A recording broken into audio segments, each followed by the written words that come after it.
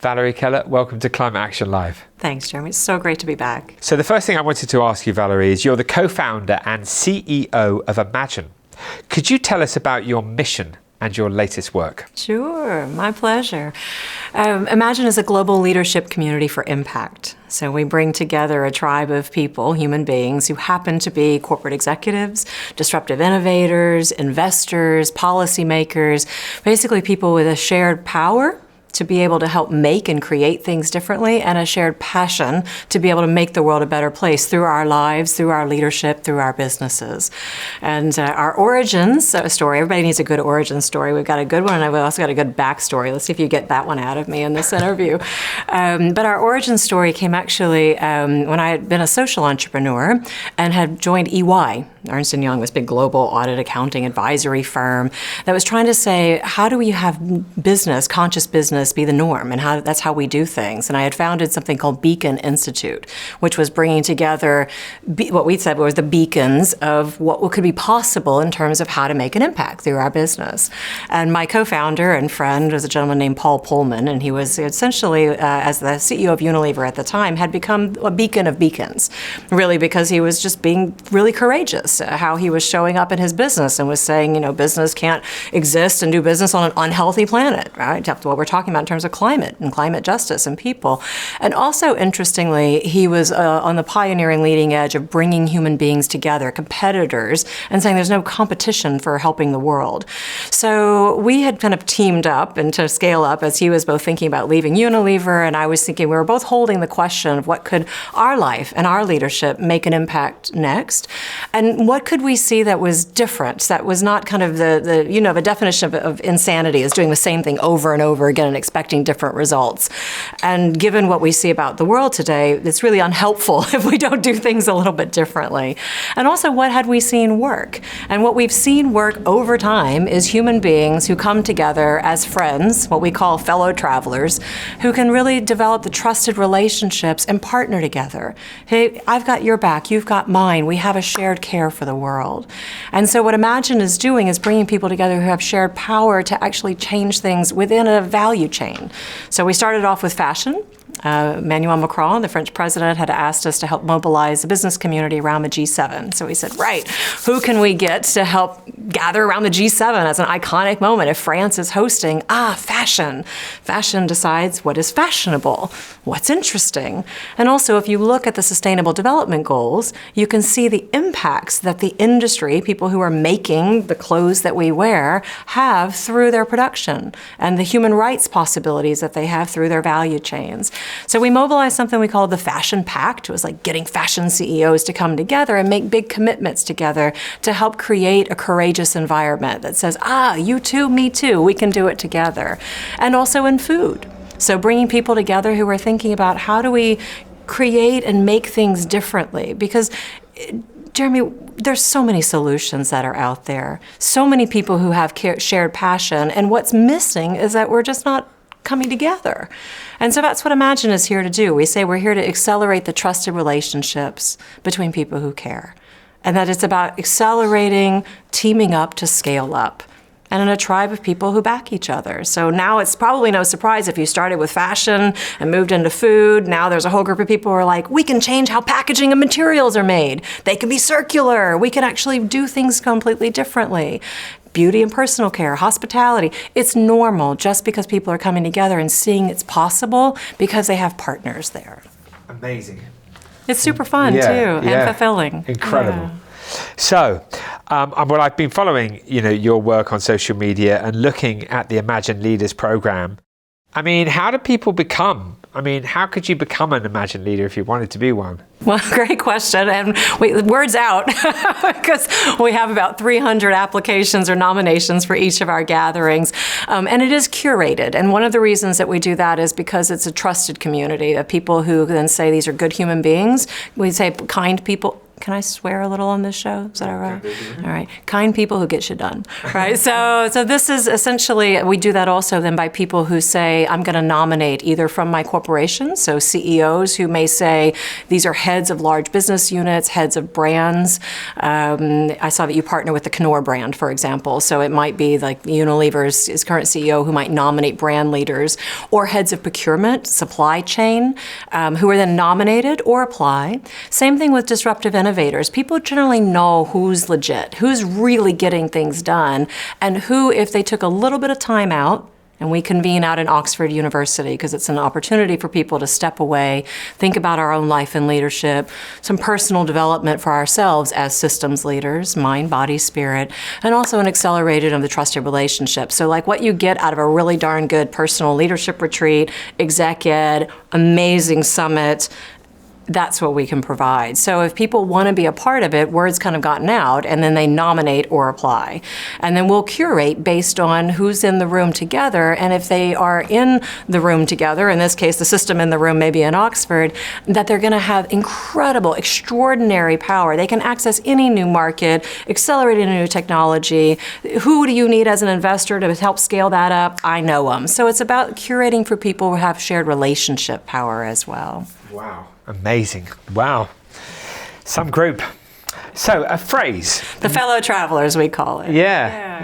I mean, and that's just so, Valerie, what the world needs now. I mean, we're about to talk up. I'm going to ask you another question, and I think as we think about these next couple of questions, clearly what you're doing in terms of us uniting and coming together and standing as one, and out of that standing together comes strength, and out of that strength comes hope that by working together we can create peace one day, we can change the situation and change the status quo. I mean, it's just the way, isn't it? It is. You said it right there. It's partnership. Right? It's partnership. Yeah. And let's make it easy. And this is why for us, community is at the core of this. And I was very honored to have been nominated into a community at the World Economic Forum had the Young Global Leaders.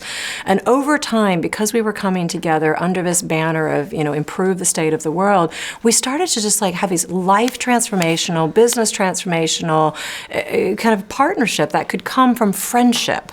And so at the core thesis of what Imagine Leaders is, it's a community of people who then say, right, I stand for what's needed in the world now, and part of that is going to be just there to help, there to support each other. Low ego, kind people, human beings who just want to get real and get on with it. Yeah. I mean, we don't, I want to just, there's so much I could talk to you about, because obviously your career and your accomplishments and the communities that you're building are absolutely phenomenal. Is that the main thrust of Imagine as an organization now? Imagine Leaders, is that your the number one priority? It is, because we see it's the most impactful. Yeah, right? Totally, it makes sense. It makes sense. And then we have also within us a community of what we call the Alumni CEO Circle and our mission board. So mission board members, many of whom have shown up on your show, would be shared friends of Paul and I. We were together. So Ariana Huffington, Richard Branson, a lot of B team leaders who were there, people who are business leaders, big thinkers, big dreamers, big innovators who get things done. And the CEO Circle are men and women, half men, half women in everything we do, because we want to embody humanity, which is half of us show up in a body looking like this, right? Yeah. Whatever our gender identity is. And so the CEO Circle are people who have held the CEO role in a business but show up as a human being who then can help make it easy for others. So our communities are about saying if people have been in that role, but they're also still contributing. They still are serving on boards of some of the world's largest companies or smaller disruptive innovators as well. They have a lot of knowledge, a lot of resources to give. So Imagine is pulling together those communities in fashion, in food, in packaging and materials, sustainability, hospitality as well. So if people are thinking about who do I know that could be really accelerated 10x for their leadership, that for us becomes a vehicle and a platform for them to then convene and put people together in that way. Not just as a one-off gathering at Oxford, although that's amazing and mind-blowing and life transformational in itself, but over a fellow travelers, it might even be a lifelong journey that they're a part of. Yeah, well, you've got a shared goal, haven't you? The shared goal is, how do we shift the level of consciousness around the fundamental issues that we're facing in order to protect the world? When you have that shared goal and then a network, that's strength. Yeah. I mean, it just all makes complete sense. And It's Jeremy, brilliant. we also curate people, and interesting to maybe bridge to some of your other questions on this, we ask people to answer two simple questions. When you think about the world today, what drives you crazy and what makes your soul sing, which is actually the same flip side of the question, and can you share an aha moment that shifted your perspective on life? And what's super interesting is that most people are on a similar frequency. So what drives us crazy is we can see the devastation, we've traveled the world, we've seen things we can't unsee, we can see how it's all connected. What makes our soul sing is that human beings, when we come together, we can. And moments like COVID, people will cite that, how we were there for each other in our human times. They will cite how fast nature regenerated when we stopped. Our current ways of making and taking and seeing it. There's a sense of hope that if only we come together, we can. And the aha moment generally is something around, I traveled and I saw something. I saw, a kid somewhere, and I realized that, here I am on a joyride in Indonesia or on a procurement buying of something, and actually what I was buying was somehow polluting the waters, and this kid had boils on them, and I'm like, what? That doesn't feel good, and it woke me up. So the thing that's super interesting that gives me hope and makes my soul sing is that people are more awake. When we got the food CEOs together, I thought, oh my God, if I could wave a magic wand and we could put them together so they can see the soil devastation and degradation and start to see people who are trying to eke out livelihoods while you have so much money down at this part of the supply chain or the value chain. And what was super interesting, we got them on Zoom calls. We had them connect in as fathers, mostly fathers, as they were CEOs across the food value chain, from the Walmarts all the way down to the inputs. And when we asked them the question of what's the pain and the passion that's in your heart, they said the same thing. They had already seen it. They had already felt it. These global supply chains, they put boots on the ground. They had walked the fields. They'd seen what was happening to the soil. And they're also innovators and entrepreneurs and creatives who were like, wait a minute, we have this amazing technology where you can sequester carbon in the soil. Why don't we do that? So that's the thing that I think gives me hope, is that while people are awake, there also is an impatience to be able to move to action. And that's what's really driving the acceleration of Imagine as well, is people see it as a place for action. Amazing. Well, look, let me ask you a couple more questions. A phrase, no climate action, no peace. Could you talk to me about what you think when you hear that statement? Yeah, I think it's very anthropological. Human beings, yeah? When we get into fear and scarcity, we get pointy sticks out against each other. It's just what happens in our brain. Our amygdala brain goes, and we get in very protective territorial ways, yeah? So if you think about climate change, what that means is massive change. Change is scary, right? For humans in general, most of us, right? If you also think about what it means scarcity of water. What's gonna now be happening in terms of our environment? Some people are gonna be real losers, while some people are real winners. Humans do not like unfairness. We don't. At the core of us, it pisses us off. So if we see that other people are living amazing lives over there, and I've been in Mongolian yurts, and the kids there have screens in their yurt. They can see New Jersey housewives, right? You can see inequality wherever you are in the world. So injustice, in a rising inequality, this idea that says, I got lost the lottery ticket of life based on where I am. There's this sense of futility and frustration. People look at the Syrian war and draw correlations to climate and what was happening there. So climate, peace, completely interrelated. On the other side of that, there's a whole other movement that is around consciousness and connectivity. So the same connectivity I talked about that says that a kid in Mongolia is watching potentially New Jersey housewives is also what we've seen in other places that says solutions and ideas can connect, people can connect, and also we can start to see the impact of just how we're buying and making things. And it just doesn't feel good for us. So the other thing that I think is super interesting about humans anthropologically is one of the reasons that we are where we are in terms of our climate impacts is because we've multiplied so much. Why did we multiply so much? Because we actually got really good at taking care of each other and ourselves. So this movement that we see around health and well-being, this movement around longevity, this movement around technology and innovation, this notion that says we care about the ecology and the environment, that is also accelerating. So what I see in terms of climate and peace is two things. Everywhere is happening, everything happening everywhere all at once. Right? That says we see what's happening, it's not a pretty good future, that's the dystopian view, and we also see people coming together, ideas accelerating faster, and an evolved level of human consciousness among a large portion of the human population who feel more connected to each other, who feel more connected to nature, and who are in a little bit of the kind of well-being space. I want to take care of my own body. I want to understand what's going inside of me. Oh, wait a minute, I'm putting something inside me that is like mercury? Oh, I have like small plastics inside of me? Like, okay, no, that doesn't feel good either.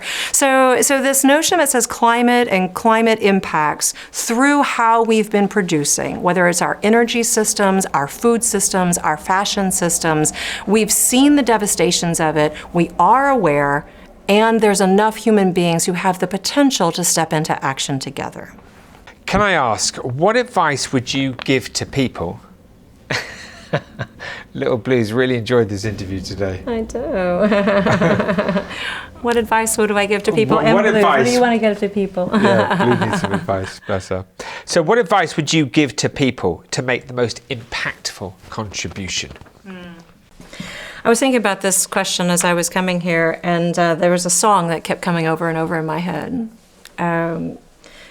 And everyone, I think, has heard it at some point. It was written by a woman, but the version that I love the best of this is sung by the Harlem Boys Choir.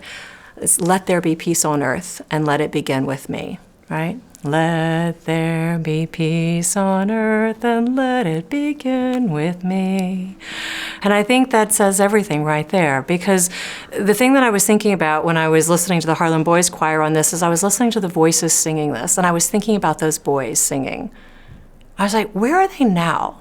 Like they came to a studio, maybe like this one, and they were to sing this song, and they were standing for like peace on earth, and it's me, and we care, and then like they're somewhere now.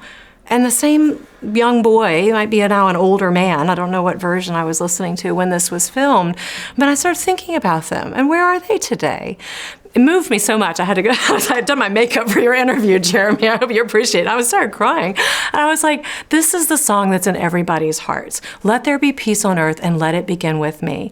And if we, each of us, when we hear a song, think about the people singing it. When we buy, whether it's this jacket or put some food in our mouths, we go get a package of plastic that has raspberries in it, to think about that, to think about the human beings who made that somewhere, or think about how it came to us. And our level of consciousness and care and connection, and just thinking about how we show up for each other, it does change things. You then go to the checkout counter with your thing of plastic with raspberries inside it, and you ask the person at the checkout counter, and it says, why is this now in plastic? You know this plastic's gonna live longer than you and me?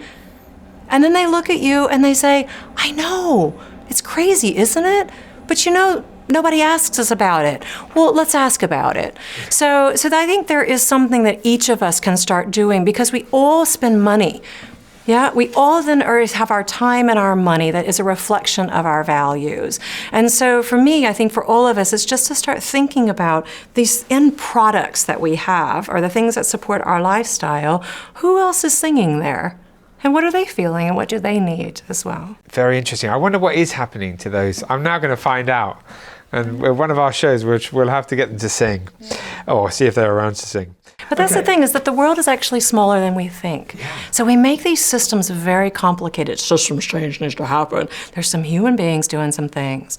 Organizations are made of organisms. There's some human beings. If people like retire from the CEO job, they did not vanish from the human race, probably, possibly. They might still be out there caring, having more knowledge, having some ideas, having some networks, some connections.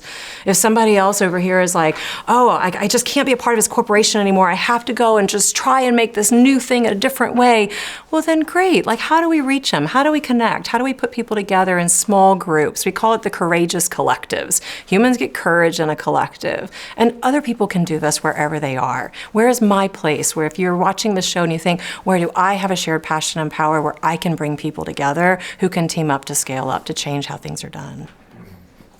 I mean, on that point, if people would like to find out more about Imagine and support your work, how can they best do that? Sure, it's easy. I told you there's the back origin story of Imagine. We were sung into existence.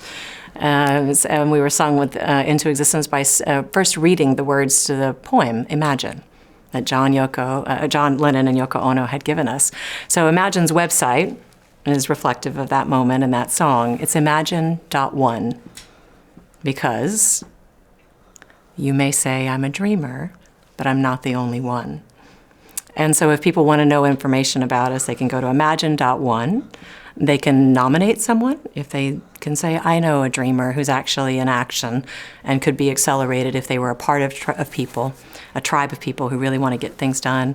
And if somebody is listening and they says, oh my God, that's me, and maybe I'm losing a little bit of hope, maybe I'm feeling a little tired and energy depleted, and I just want to be a part of a group of people who see the bad shit in the world and who also see what's possible and who are just have my back to help me navigate my way through my business and my life and help accelerate my company and my dream for the world as a founder, as an entrepreneur, as an innovator, as an investor, and they can apply. And we curate a group of people, it comes together twice a year in Oxford. And we gather people also during the COP or New York Climate Week, Davos, so we'll bring our community back together. And again, it's about putting people together who have a shared passion and shared power to change the system and say, we're friends, we're fellow travelers, we're here together. You may say I'm a dreamer, but I'm not the only one. Fantastic. Valerie Keller, thank you so much, and the very best of luck with your inspirational work. And I hope people go to imagine.one. Thank you. Thank you, Chairman.